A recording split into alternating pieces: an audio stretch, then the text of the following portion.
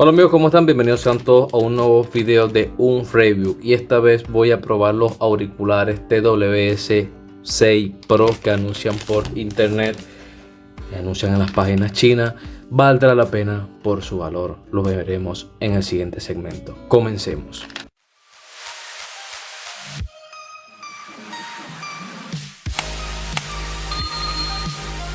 Y a primera vista podemos observar que viene en este empaque, no viene en alguna caja más representable, viene en un empaque de plástico, pero ok, todo bien, no molesta con eso.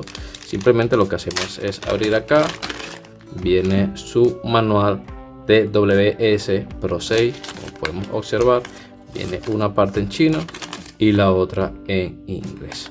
Ok, normalmente trae estas especificaciones así, una parte china y la otra en inglés. Vamos a dejarlo por acá, ok, como venga.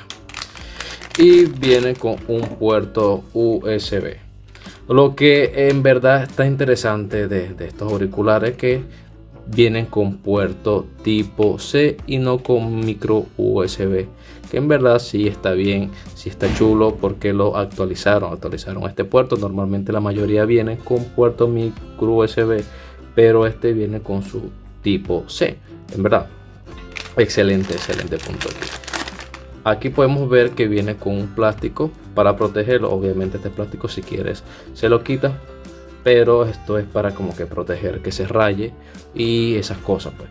Ok, entonces podemos observar que aquí viene para meter el cargador de este que está aquí. También viene sin taquito y aquí está encendido. Ok, aquí tú aprietas este botoncito y se enciende, lo abres y automáticamente pasa la luz en verde, como podemos observar. Lo cierra y está la luz en rojo.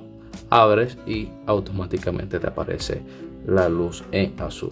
Ok, vamos a verlos acá. Vamos a sacar los dos. Y estos son los auriculares que vienen.